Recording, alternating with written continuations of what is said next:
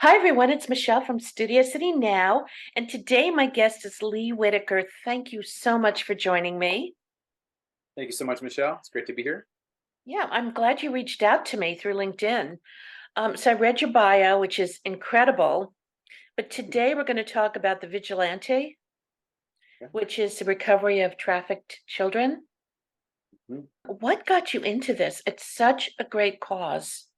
I had just finished my first short film, and I was doing the festival circuit with that, and it was about homeless children, and it Mm, did really well. It was called Catching Fireflies. And from that, somebody had heard about me doing that and reached out to me because it's another child kind of thing, right? Topic. hmm. And I knew there was sex trafficking going on overseas in underdeveloped countries, but I never knew that it was going on here. And this was Kara Myers, and she brought it to my attention and lifted the veil from my eyes and said, "Hey, I want to make a movie on this." And I was like, "Okay, is it really happening here though in the States?" And she showed me everything and as a warm up pretty much, and then it hit me right in the core of my soul, and I'm like, okay, that's it, I get this is my next project, I have to do this. And so we dove in deep with NPOs, survivors. We spoke to so many survivors. We made sure we were connected with lawyers because there's a lot going on with the legislation side of it, the vocabulary side of it as well. And then we met with LA sheriffs, deputies, CIA, and FBI, and made sure we covered all of our bases going into the topic. I don't know, for about a year or so before we even started crafting the story. Wow. How long did it take you to do the story?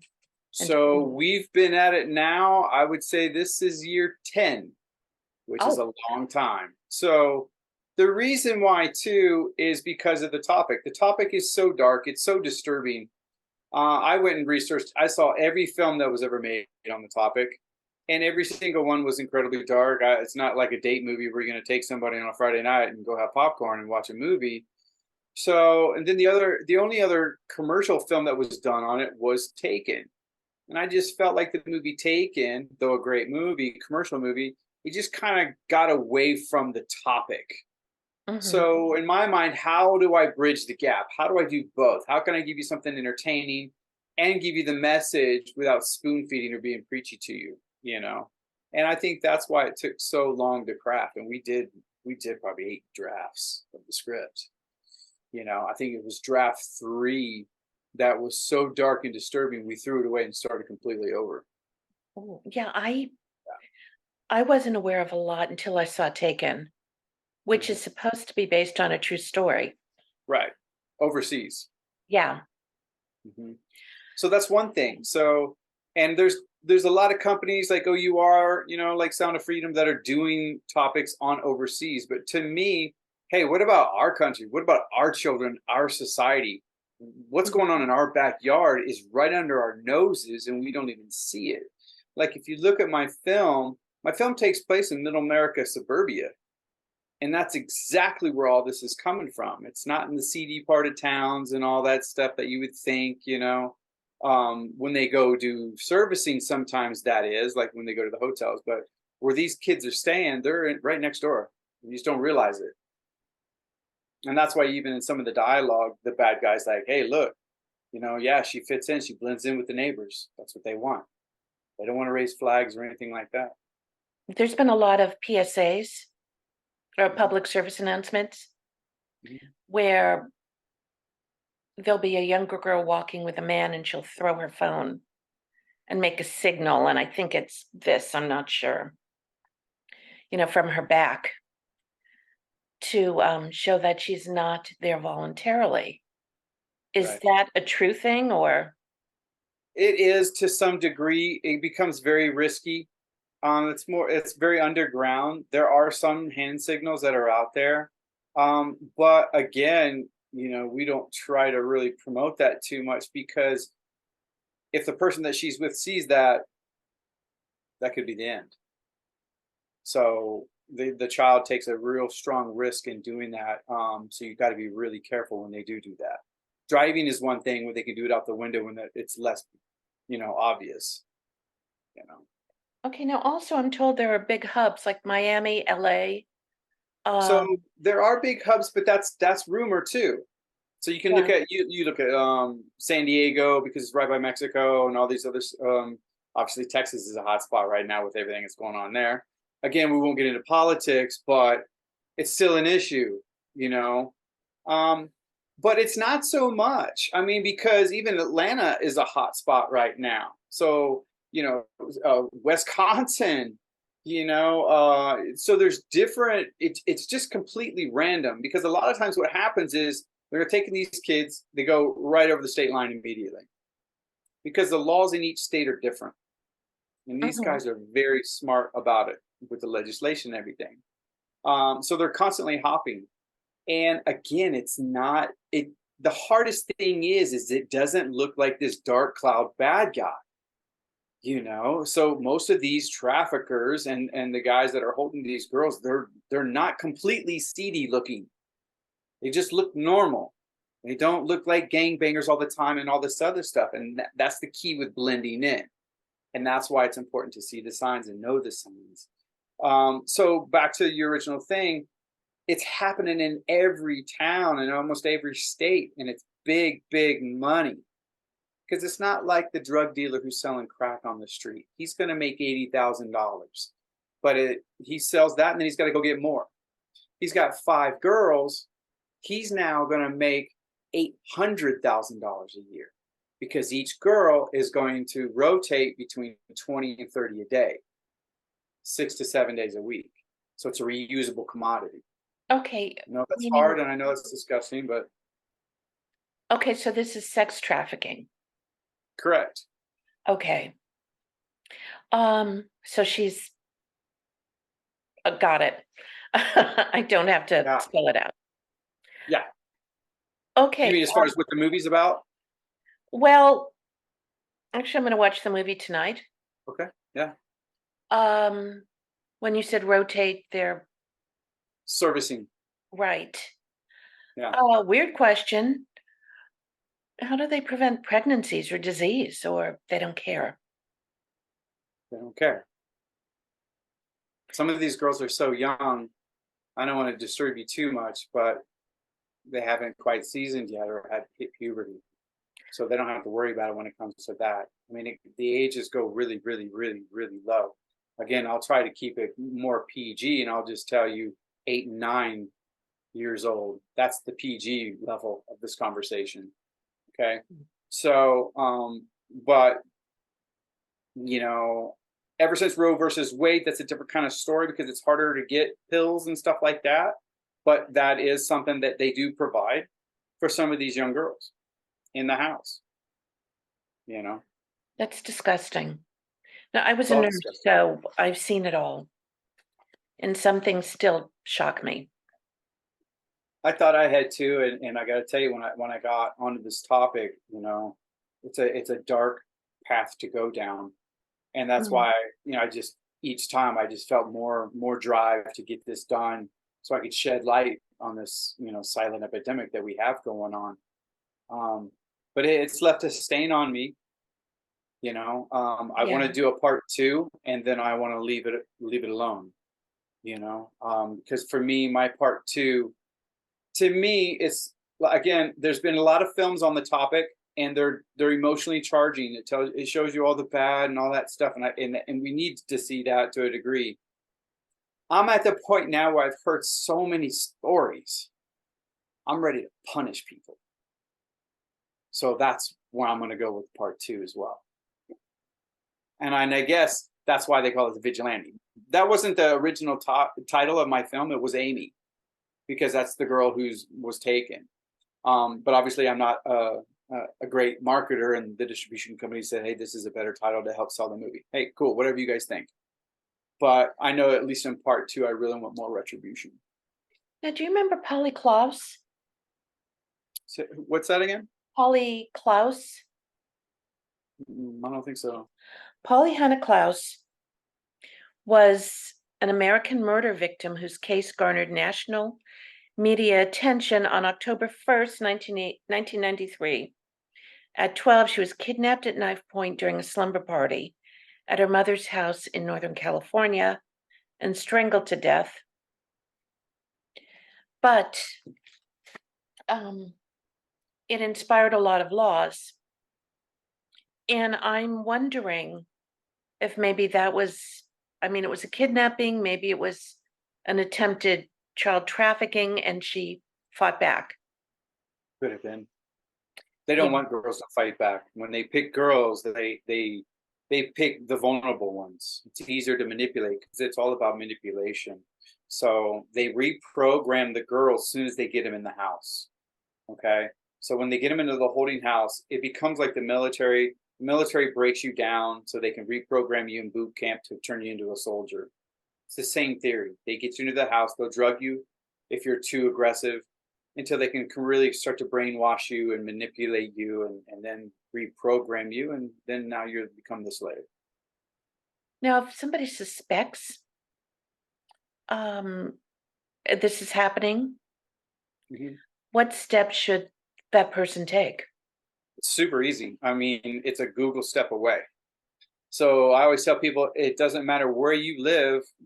If Google at your fingertips, Google child sex trafficking hotline. Like Polaris has a hotline that you can call, and Mhm. that's an 800 number. But you can get connected with your local immediately, and every local city has it going on, and they have those. Like in LA alone, I mean, I sent you my MPOs. It's like 3 or 4 of them, 4 or 5, Right. and then they're in every state. So we're also connected with other MPOs across the nation. But it's literally, you don't have to call the police department right away unless you feel like you're physically in danger, or but do Mhm. something. If you say, if you see something, say something. But you can get involved by just googling the local charter near you. And stay anonymous? Absolutely, you can. It's up to you. I mean, obviously, if you want to stay anonymous, that's good. Probably smart. You know. Okay, now what would somebody do? Let's say uh Jane next door, who is showing signs of trafficking and she wants out and she wants to be safe. How would someone like that escape or give a sign or Well, what would they do? it's really tough. You got to be really delicate, right? So it's knowing who your neighbors are, and I feel like that's what's happened in our country that's changed in a big way since the 50s and 60s. We've Mhm. lost that. We're not engaged with our neighbors anymore. We don't really say hi or talk to them or know anything about them. So if you have a neighbor that's next door and they got 5 girls or 6 girls and they look different, they all look different, even if they do look the same. But if they're coming and going all the time and you suspect something, you call the authorities and let's let them do their due diligence. But at least you did something. Because in my film, you will see that situation happened.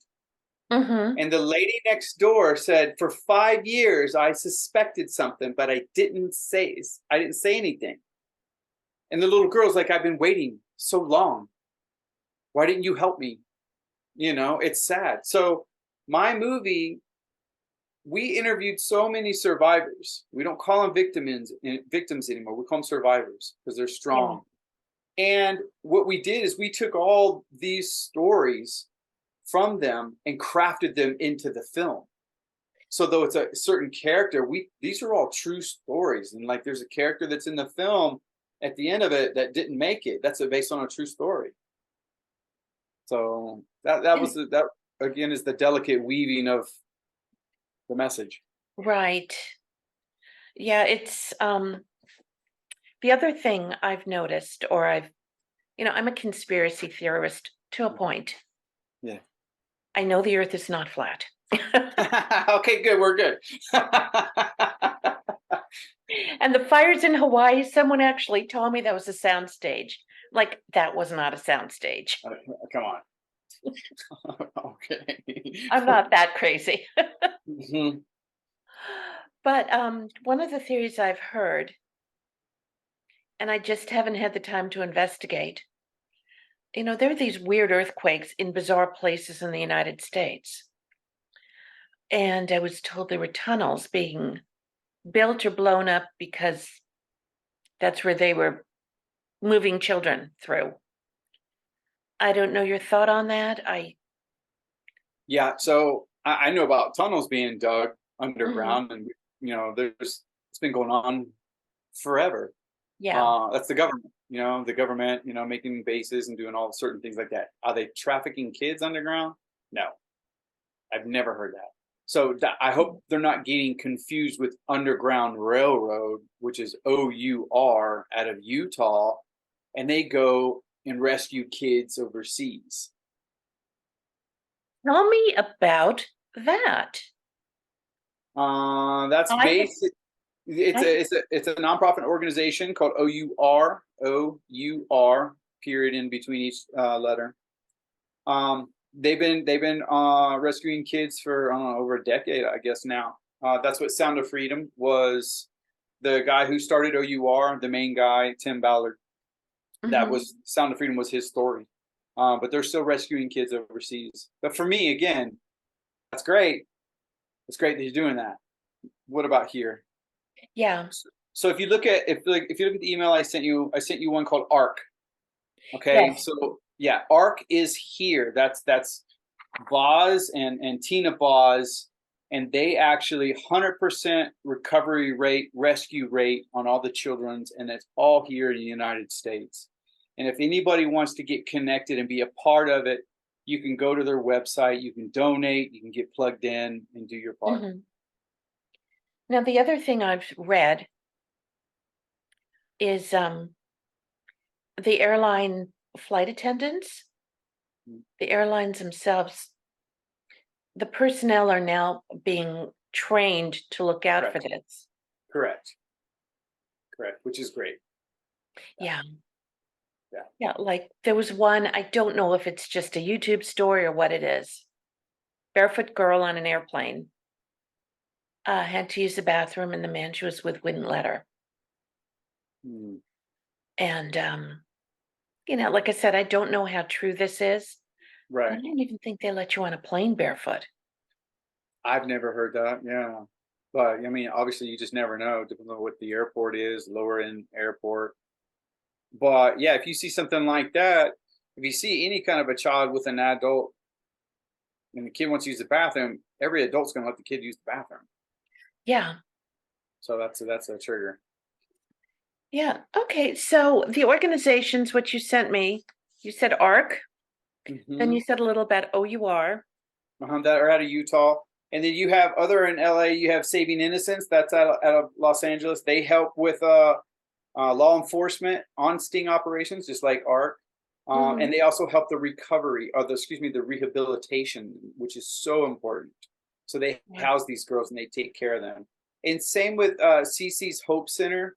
And I sent that to you as well. They're out of Arizona. Right. And that's all they do is help with the rehabilitation of these children so they can get implemented back into society, because they're coming out of the system and then trying to get back to society and live a normal life. Well, who was it? I think Elizabeth Smart. Was that her? She had been kidnapped at like age 10 and escaped at 18. And she was in Utah. And I'm Mm, getting the name wrong. I know this. okay. But she's now married. She has like two kids. But her captor, I mean, I won't get into what happened, but we know what happened. Right. And it was just by chance she escaped. And she's probably involved in OUR. You never know. Sometimes they do get involved and sometimes they want to leave that world behind. And I don't blame them. Yeah. However, they want to get back to a normal life is important. And again, I was talking to survivors and this little girl, and it's in my film. She's a tiny little girl, and all she wants to do is have a normal life. She wants to get a diploma. She wants to get married. She wants to have children. You know, a lot of times that's all they want. They just want that normalcy. That they're basically in prison. It's like a prison. You know, Yeah. And it's sad. And I thought it only happened in the Middle East. correct. I thought that too. I did Mhm. too. Over 10 years ago, I really did. I'm like, there's no way this is happening in America. Absolutely no. I refuse to think that. But the more we dove in deep and talked to all these people of stature, I mean, yeah, it's so real and it's so dark and it's so disturbing that when I just go out, if I go to the mall or I go out and I see a family and I see they have their little girls on their little phones and their little shorts, and I'm just like, what are you doing? Get the phone out of the kid's hand, put some better clothes on these children. You have no idea how bad it is out there. And it Mhm. doesn't matter if you're a little girl or a little boy or what nationality you are. It's just dollars. These guys are Mhm. disgusting. It's all about money, and it's big money. They're predators. Oh, Yeah. does this also pertain to boys? Oh, 100%. 100%. You have both. The prominent side of it, I don't know what the percentages are anymore because it changes from year to year. But it's probably still around 70% female or 80% female to male. Mhm. But it's still enough. And, what about families who they sell their daughters into this? Is that mainly the Middle East, or is that here Nope, too? nope, nope. That is here. That is prominent. You will see my film. We actually touch base on that, where this little girl was sold for drugs, straight up drugs. So, especially now that you have an outpouring in opiates and fentanyl and all this other stuff, it's just a bad situation. It's a bad cocktail. When you it's mental health, mental illness. You know, Now, what can we do to protect our children? I think it's more important to be better parents today than it was 10, 20 years ago. It's important to stay engaged. Do not let your child go in too far. Don't. I mean, they're introverts and extroverts. Don't let them get too introverted because they'll fall to prey. Stay engaged with them. Understand what's happening in their life. Talk. I understand that you both parents have jobs. I get it. It's hard. It's hard for everybody, but stay engaged. Be there for them. Don't just ignore them. Don't just give them a phone or an iPad because those are triggers and gateways to other people because that's how they're getting to them nowadays, through apps and toys and games. Yeah, because when I was growing up, um, I mean, we had 3 channels on TV, Yeah. which is gonna age me. Oh, I'm right there with you. Oh, yeah. And most of them were snowy and we didn't have a remote, man. It's click, click, click, click, click, click. Wait, and you'd stand like this Yeah, with the antenna. or the hanger. Exactly. Yep. Yeah, And if you were lucky, you got UHF. that's it. Yeah. Yeah. And cell phone people didn't have cell phones. We had a neighbor who had a car phone, and it was Prince's phone. He'd pick it up and he'd say, "Land no, C to land operator, I am calling." And he'd make Wow. the call, and it's like, that ages me.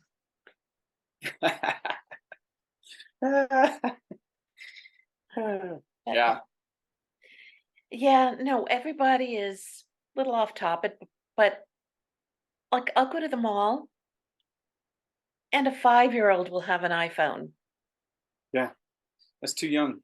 Yeah, I It's too mean, young. That means you don't want to parent. exactly.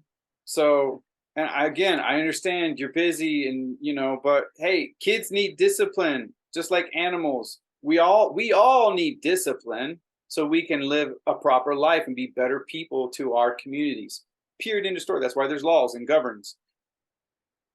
Just take the time and get involved in your kid's life and don't just push it off to a phone or a game or something like that, you know? And listen to your kids. If they say, "That weird guy down the street keeps following me," Yeah, there you go. There's a yeah. flag right there. Yeah, 100%. So You back to know. the organizations, there's Cece's Hope, Saving Mhm. Innocence, For the One, that's in New Mexico. For the ones in New Mexico. So is Dream Centers out of Albuquerque. Mhm. The Fight to End Exploitation in Wisconsin. Mhm. AFRJ, the Alliance for Freedom. Right, so that's a training facility. If you want to get trained up on that, you can reach out to them. Oh, great. Hmm. And the Vigilantes on Tubi, which is a free station. Yeah, it's free. Yeah. And tonight when I get home, I am going to make a pizza and watch that movie. Nice. Well, make sure you circle back. I always tell people, look, if you can find me, if you can circle back to me, I want to know what your thoughts are. If you have questions, let me know. That's why I'm here. That's why we made this movie. It's really Right. important. And we can find you on LinkedIn under Lee Whittaker. That's it. Or any of the social medias under Lee Whittaker. I'm out there. Oh, Facebook, Instagram. Yes, ma'am. Perfect. And threads. You're on Threads also. I am. I'm really not on X anymore. I am getting off of X Yeah. Yeah. because why do I have to pay Elon Musk? Ain't gonna happen. Not Mm-mm. gonna happen. No. It's Hey, not. I do want to say thank you for having me on. It's important for us to keep shedding light and get this message out, in hopes that we can change some lives out there. And I want to thank you so much for reaching out to me. I'm Absolutely. going to reach out to the person I had mentioned before we started, Okay. and I'll see if she'll let me send her contact info to you. Sounds great. Sounds great. Circle back to me after you watch. I want to know what your thoughts are too. You got it. And thank you again. You're You most have a welcome. wonderful, wonderful, wonderful rest of the week, You too. and We'll we'll talk talk to you soon. soon. You Okay. got it. Thank you so much. See Okay. you. Thank you. Okay. Bye bye. Bye bye.